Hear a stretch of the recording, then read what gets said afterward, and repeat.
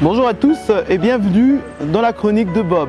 Comme vous le savez, tous les dimanches, nous parlerons de différents sujets que nous avons eu à traiter dans Bissoba Jeune. Je pense que vous avez suivi cette très belle émission où nous avons fait la découverte de Monsieur JL Mokoto et de Moussa Style. Ce sont deux personnes qui ont pu réaliser les rêves grâce au talent que Dieu a enfoui au-dedans d'eux. Aujourd'hui, j'aimerais qu'on discute un peu sur ce qui est les talents. Chacun dans ce monde a été créé avec un talent. Rassurez-vous que Dieu n'a pas oublié de mettre en vous ses talents. Mais l'important, c'est qu'est-ce que vous en faites. Il y a de ceux-là qui ont reçu les talents de chant. Il y a de ceux-là qui ont reçu des talents de la coiffure. Il y a plusieurs talents. Je n'ai pas le temps peut-être de tout citer. Mais le problème, c'est la finalité.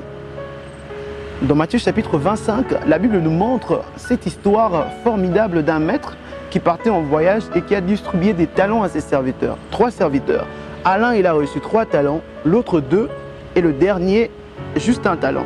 Beaucoup de jours après, quand le maître est revenu, les serviteurs lui ont présenté ce qu'ils ont fait de ces talents. Le premier a fructifié ses talents et en avait 6. L'autre, avec ses 2 talents, en avait 4. Et le dernier a préféré garder son talent sous la terre et de remettre au maître seulement ce que le maître l'avait donné. À votre avis, peut-être c'était une bonne idée, mais Jésus-Christ répond que le maître l'a traité de mauvais serviteur.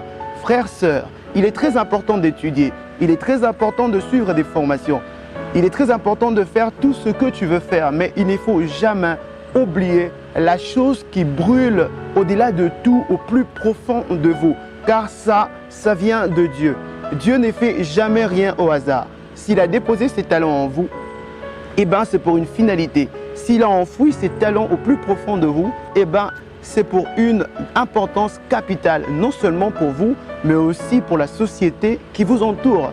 Alors, je vous conseille, je vous encourage d'enlever la peur et de mettre en pratique ce que Dieu a mis au-dedans de vous. Je vous dis donc à la semaine prochaine.